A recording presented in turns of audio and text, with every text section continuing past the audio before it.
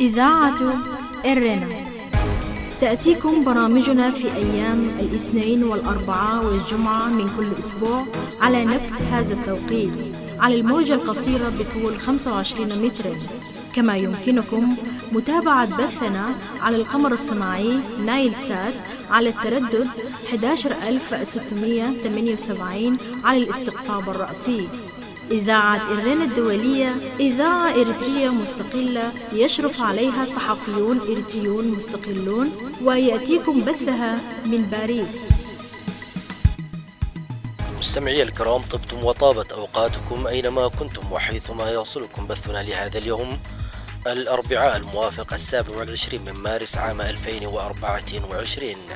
كالمعتاد دائما وأبدا مستمعي الكرام، نبتدئ البرنامج العربي بنشرة الأخبار، ثم تتابعون بعد ذلك حلقة جديدة من برنامجكم الأسبوعي متابعات مع الزميل أحمد شريف، وفيها نقدم لكم الجزء الثاني والأخير من موضوع أماني وتطلعات الإريتريين في المناسبات الدينية والوطنية. وقتا طيبا نرجوه لكم مستمعي الكرام مع فقرات برامجنا لهذا اليوم.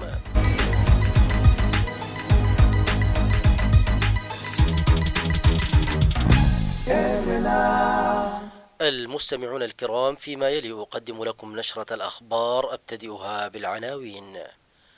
محكمة بريطانية تدين 4 شبان إريتريين اتهموا بقتل شاب إريتري في يوليو من العام 2022. حركة جيش تحرير السودان تحرك مجموعات من مقاتليها إلى الخرطوم للقتال إلى جانب الجيش السوداني ضد الدعم السريع. والاتحاد الأوروبي يقدم دعما بقيمة 178 مليون دولار لقوات الأمن التونسية في إطار برنامج مكافحة الهجرة غير الشرعية. كانت تلكم سيداتي سادتي عناوين الأخبار، وإليكم التفاصيل من إذاعة إرنا الدولية في باريس. أدانت محكمة بريطانيا الأسبوع الماضي 4 شبان إريتريين كانوا متهمين في حادثة مقتل طالب اللجوء الإريتري برخة سلمون الذي عثر عليه مقتولا في أحد شوارع مدينة السفينك في 7 من يوليو عام 2022. وحكمت المحكمة على المتهم الأول المدعو علي جيلاني والبالغ من العمر 25 عاما بالسجن مدى الحياة. كما حكمت على شريكيه في الجريمة ملاكف السهاونة نائل حقوس ب9 سنوات على كل منهما، بينما حكم على الرابع الذي لم يتم الكشف عن عمره ويدعى روبيل مسكنة ب4 سنوات. وكان المدانون الأربع معتقلين قيد التحقيق على ذمة القضية قبل أن تصدر المحكمة حكمها في الأسبوع الماضي بعد انتهاء التحقيقات. ووفقا للشرطة البريطانية فمن المرجح أن يتم ترحيل المدانين الأربعة من المملكة المتحدة بعد قضاء مدة عقوباتهم. أعلن رئيس حركة جيش تحرير السودان من أركم الناوي يوم الأحد التحرك إلى الخرطوم للمشاركة في القتال إلى جانب الجيش السوداني الذي يخوض معارك ضد قوات الدعم السريع. ونشر مناوي عبر حسابه على فيسبوك مقاطع مصورة لرتل من المركبات العسكرية بمدينة عطبرة في ولاية نهر النيل شمال البلاد متوجهة نحو العاصمة الخرطوم. وقال مناوي في المقطع المصور: شاهدت الحركة وانتظرت لأكثر من 10 أشهر ولم تجد الحلول، وبالتالي يجب أن تساهم في إعادة بيوت الناس وسيادة البلد من الذين أتوا من الديار المختلفة واستفزوا الشعب السوداني باغتصاب النساء والاستيلاء على المواقع والاعتداء على الطرق الآمنة التي تسير فيها القوافل التجارية والإنسانية حسب تعبيره، مضيفا أن كل ذلك يعتبر خرقا واعتداء على الحرمات واستفزازا للضمير السوداني. هذا وكان عدد من الحركات المسلحة بينها حركة جيش تحرير السودان التي يرأسها مناوي قد أعلنت في منتصف نوفمبر الماضي خروجها عن الحياد والقتال إلى جانب الجيش السوداني ضد قوات الدعم السريع. قالت صحيفة فاينانشال تايمز البريطانية الأحد إن الاتحاد الأوروبي يعتزم تقديم ما يصل إلى 164.5 مليون يورو، أي ما يعادل 178 مليون دولار على مدى 3 سنوات لقوات الأمن التونسية. وأضافت الصحيفة نقلا عن مصادر مطلعة أن الاتحاد تعهد بتقديم تمويل بقيمة 105 ملايين يورو لتونس يتعلق بالحد من الهجرة في اتفاق موقع العام الماضي، لكنها أضافت أنه لم يصرف أغلبه حتى الآن. وقالت إن الاتحاد الأوروبي سيرفع الإنفاق بشكل عام على الهجرة من خلال مصادر تمويل مختلفة على مدى السنوات الثلاثة المقبلة، مع تخصيص نحو ثلثي المبلغ المتوقع والبالغ 278 مليون يورو للأمن وإدارة الحدود. وأضاف التقرير أن البرامج الممولة من الاتحاد لصالح قوات الأمن التونسية تتضمن أكاديمية تدريب للحرس البحري التونسي تنفذه الشرطة الاتحادية الألمانية، كما سيتم إنفاق الأموال على شراء معدات منها رادارات وزوارق للحرس البحري، فضلا عن إنشاء نقاط حدودية برية. وبحسب ما ذكرت وكالة رويترز للأنباء، صرف الاتحاد الأوروبي هذا الشهر 150 مليون يورو لتونس لدعم الميزانية بهدف تحقيق الاستقرار المالي والإصلاحات الاقتصادية. وفي هذه الأثناء قال الحرس الوطني التونسي الاثنين إن قوات خفر السواحل التونسية انتشلت جثث 6 مهاجرين، ليرتفع بذلك عدد القتلى خلال أسبوع إلى 11 قتيلا، وإنقاذ أكثر من 2400 آخرين من بينهم 20 تونسيا، والبقية من دول إفريقيا جنوب الصحراء كانوا يحاولون الوصول إلى السواحل الأوروبية. وذكرت السلطات الأمنية في تونس أنها أوقفت 180 من الوسطاء ومهربي البشر، وصادرت 44 قاربا كانت مخصصة لنقل المهاجرين، و39 محركا بحريا، وكميات من المحروقات، وأنها قامت باتخاذ الإجراءات اللازمة بحق الموقوفين. هذا وكانت تونس قد وقعت منذ يوليو الماضي مذكرة تفاهم مع المفوضية الأوروبية لكبح موجات الهجرة المنطلقة من سواحلها، وبموجب هذه الاتفاقية أجلت تونس في وقت سابق قصرا عددا من المهاجرين غير الشرعيين إلى الصحراء باتجاه الحدود الليبية، الأمر الذي أدى إلى موت عدد من المهاجرين بسبب الجوع والعطش. وقوبلت تلك الخطوة باستنكار واستهجان المنظمات الإنسانية. بهذا أصل إياكم مستمعي الكرام إلى ختام النشرة الإخبارية لهذا اليوم، وقتا طيبا أرجوه لكم مع متابعة بقية فقرات برامجنا. راديو إرنا.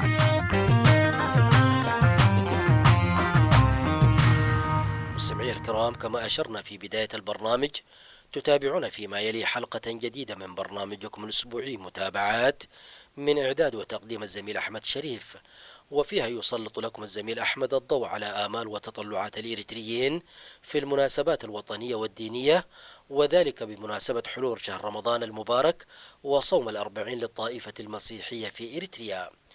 وحلقة اليوم مستمعي الكرام ومستمعات الكريمات هي الجزء الثاني والأخير من الموضوع، نتابع سويا.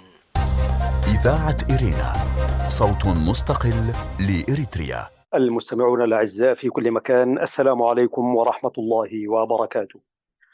أحييكم من إذاعة إرينا الدولية في باريس، وهذه حلقة في برنامج متابعات، ونتابع معكم سيداتي سادتي ما بدأناه من حديث بشأن تطلعات وآمال الإريتريين في المناسبات الوطنية والدينية. هذه هي الحلقة الثانية في هذا العنوان. مستمعي الأعزاء، في البدء نتمنى من الله سبحانه وتعالى أن يتقبل منا ومنكم الصيام والقيام، وأن يعيده علينا دوما ونحن في خير وصحة وعافية. معلوم كما تناولنا في الحلقة السابقة أن كل مناسبة وطنية تعيدنا إلى الذكريات، وتعيدنا إلى التاريخ الذي أجبرنا على تركه خلفنا، يعني ناطقا وشاهدا. وانتقلنا أعداد هائلة من المواطنين إلى خارج الحدود مجبرين، بعضنا يعيش حياة بين هذا وذاك، ولكننا نتفق تماما على أننا نلتفت إلى الوراء دائما، إلى التاريخ، إلى البيت، إلى الذكريات. ومن منا يستطيع أن يتناسى ولو دقيقة واحدة ما عاشها في بلاده، في المدن، في الأرياف، في المدارس الداخلية والخارجية، كذلك في المعاهد والمساجد. ومن بين الذكريات التي دوما يعني تشرب بأعناقها هي المواقع الدينية، ودوما نحن نتطلع ونأمل أن نعود إلى تلك المواقع من المساجد والزوايا وحتى الخلاوة في مثل هكذا مناسبات. تتطلع أعيننا دائما وتعود إلى الخلف، وهي تقول متى العودة ومتى نكحل عيوننا بتلك الديار الحبيبة. كذلك من بين الشخوص التي تشرب بأعناقها دوما هي شخوص الذكريات، شخوص الأشخاص من المشايخ والحفاظ الذين لقنوا النشأة بأفضل كتاب أنزل وخير نبي أرسل، القرآن الكريم الذي حمله إلينا المصطفى صلى الله عليه وسلم. وكثير منا يتذكر شيوخه، هناك من ختم على شيخ واحد، وهناك من ختم على شيخين وثلاثة وأربعة، وهناك الذي لم تسعفه الذاكرة ويختم القرآن الكريم، خاصة أولئك الذين يعني لبوا النداء الوطني والتحقوا بركب الثورة وركبوا جمل الثورة، ومنهم من قضى نحبه ومنهم من ينتظر وهناك من لم يبدل تبديلا. لذلك عزيزي المشاهد والمستمع الكريم عفوا، الذكريات تتبدى بألوان مختلفة، وألوان لا هي زاهية ولا هي باهتة، لكنها تعيد ذكرى وجع قديم وحنين إلى تلك المرابع ومراتع الصبا. وأكثر ما يتطلع إليه الإنسان ويأمل أن يعود ولو للحظة واحدة إلى الموقع الذي نشأ فيه وولد فيه وترعرع فيه. يعني صحيح ما كل الناس ينشؤون ويترعرعون في نفس المنطقة التي ولد فيها، ولكن تظل دائما الذكرى هي للمنزل الأول كما يقال، ولكن أحيانا بتكون ذكرى منطقة انتقل إليها ثانيا وثالثا ورابعا عالقة في الذهن. في مناسبات رمضان والأعياد أكثر ما يتبدى إلى النفس ويظهر بكل شموخه وشخوصه اللحظة التي تلتئم فيها الأسرة لحاجتين، وأكثر ما يلتئم فيها الجمع كله هي لحظة الإفطار ما في شك، لكن أيضا لحظة السحور، وفي السحور بركة كما نعلم. لحظة السحور ما يكون كل الناس في الغالب، يعني هناك من لم يكن مكلفا بالصيام فإنه يغض في النوم العميق، يغض في نوم عميق، ولكن عدد كبير من الأسرة برضو تلتئم في لمة السحور. لكن ما في شك إنه لمة الإفطار في البيت أيا كان مستوى البيت، مستويات عليا، مستويات متوسطة، مستوى فقر شوية، لكن كل سعيد بما رزقه الله ويلتم في لحظة الإفطار. ولحظة الإفطار طبعا لا يغيب عنها إلا يعني إما رجل يعني غيبه الموت يعني، أو غيبته سجون العدو والاحتلال، أو غيبته ظروف الترحال والسفر وما إلى ذلك.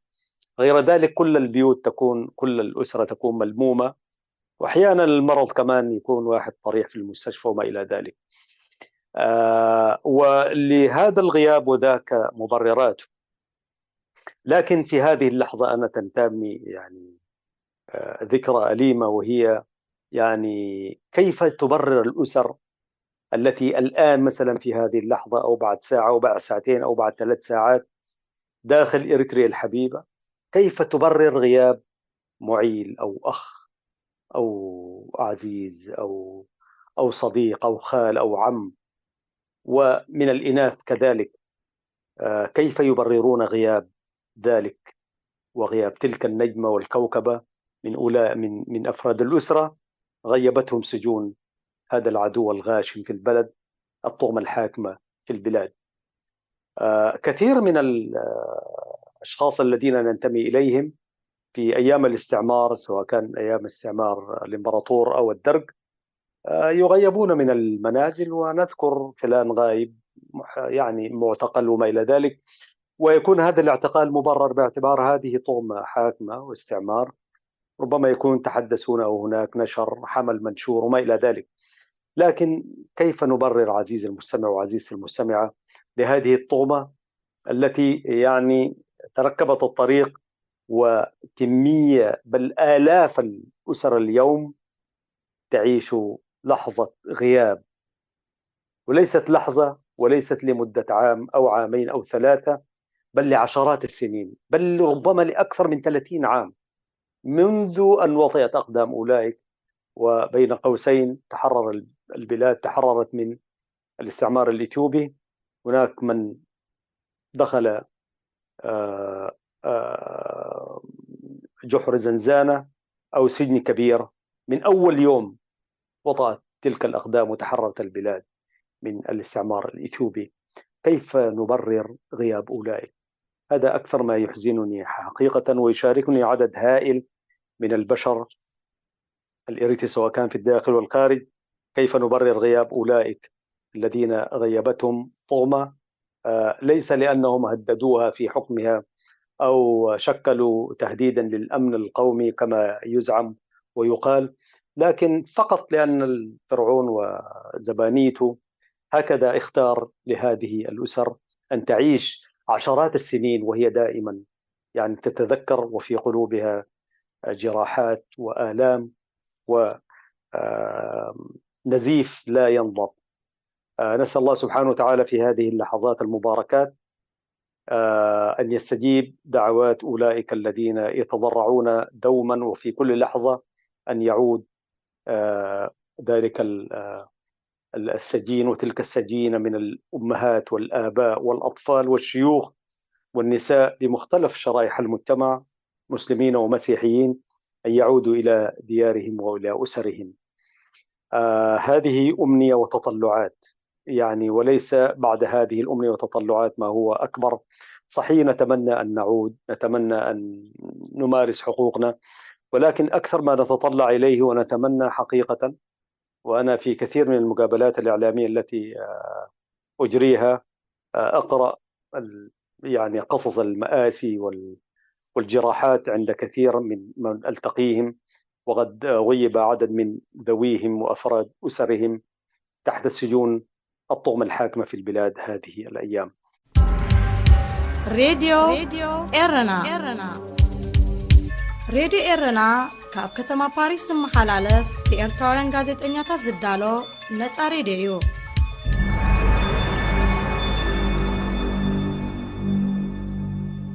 من بين التطلعات كذلك والأماني التي تشرب إليها أعناقنا برضو عودة اللاجئين الذين غيبوا بفعل فاعل، وانضم إليهم أعداد هائلة اليوم.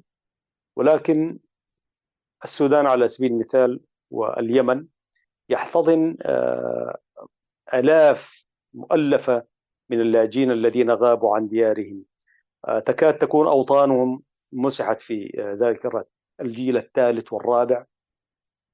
لكن هناك من عمرت به ديار الغربة، فيتطلع ويئن. وكثيرا ما أرى ذلك في المشاهد الإنسانية والمأساوية التي يعني تطل بصورها الناطقة الصامتة، سواء كان في تحركات مجموعة إيثار أو المنظمات الأخرى التي تصل إلى مواقع اللاجئين في السودان تحديدا وفي اليمن وفي إثيوبيا كذلك.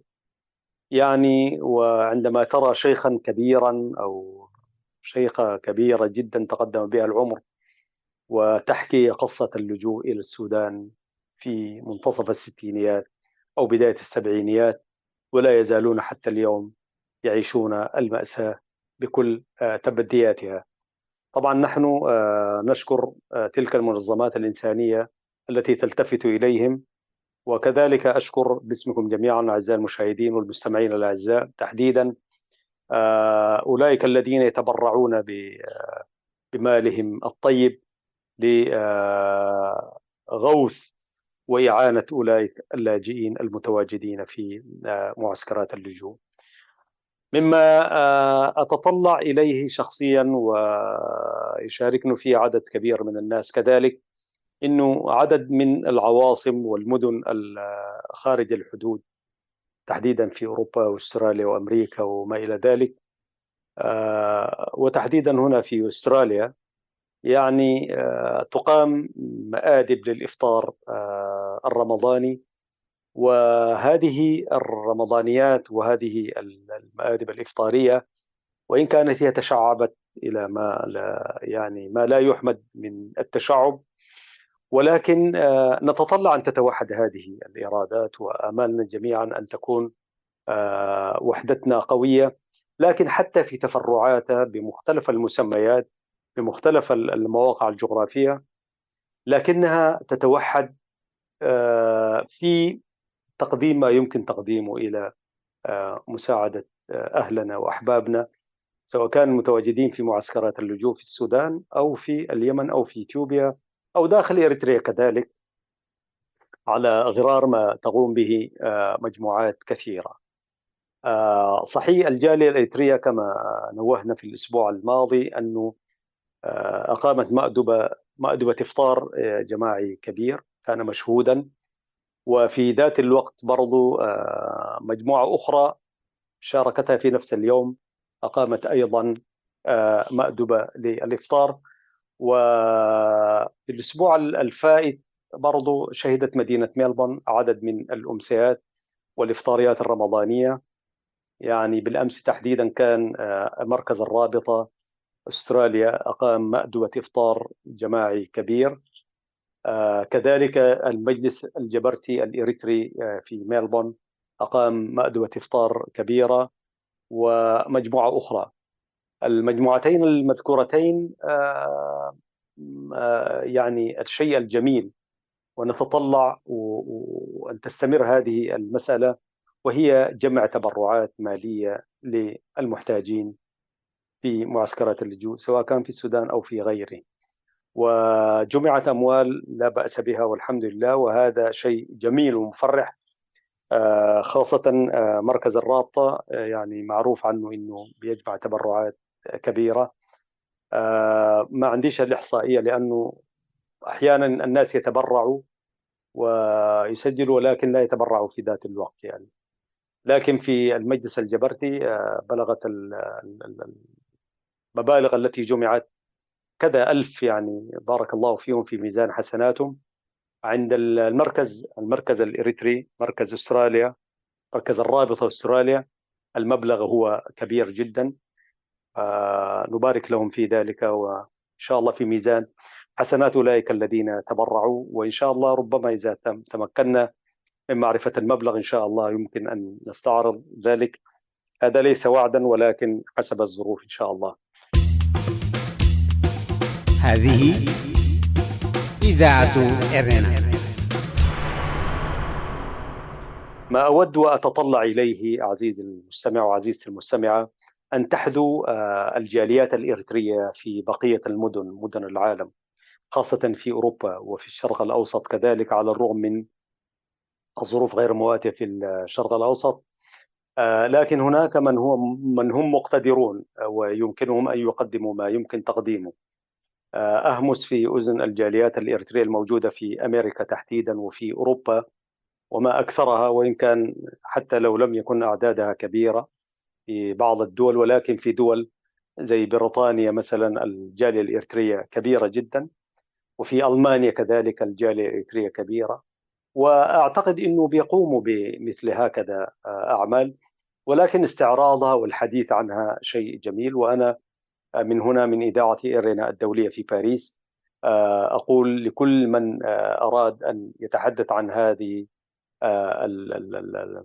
الأعمال الخيرية سواء كان في رمضان أو غير رمضان، والحديث عنها هو من باب وأما بنعمة ربك فحدث.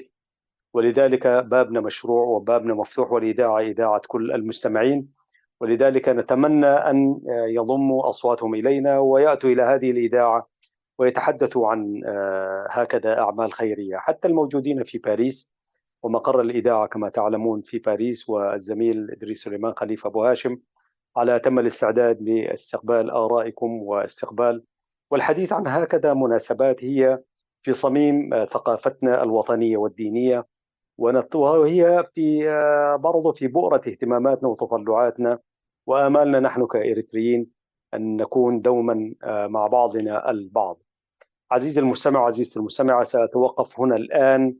أعتقد أن الزمن كافي لتسجيل هذه المدة المسموح بها، وإن لم يكن بها كذلك يعني إن شاء الله نأمل أن نكون عند حسن ظنكم دوما.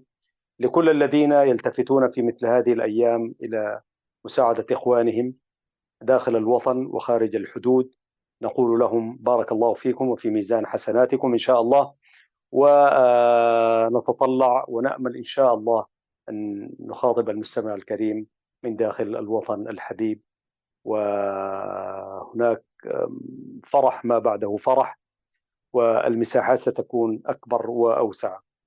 هكذا نصل وإياكم مستمعينا الأعزاء إلى ختام هذه الحلقة. تحياتي محدثكم أحمد شريف في الإعداد والتقديم، تحية كذلك مع الزميل إدريس سليمان خليفة أبو هاشم في الإشراف والإخراج، والسلام عليكم ورحمة الله تعالى وبركاته. إذاعة إرينا، صوت مستقل لإريتريا. استمعتم فيما مضى سيداتي سادتي إلى حلقة اليوم من برنامج متابعات. في ختام البرنامج العربي لهذا اليوم أعود وأذكر بعناوين الأخبار.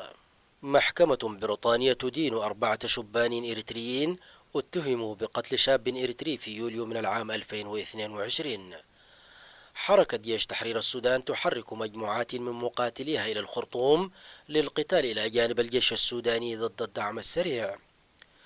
والاتحاد الأوروبي يقدم دعما بقيمة 178 مليون دولار لقوات الأمن التونسية في إطار برنامج مكافحة الهجرة غير الشرعية. بهذا نصل إياكم مستمعي الكرام إلى ختام البرنامج العربي لهذا اليوم. تقبلوا تحياتي وتحيات الفريق العامل بإذاعة إيرنا الدولية في باريس، وحتى نلتقيكم في البرنامج القادم في أمان الله. هذه إذاعة إرنا.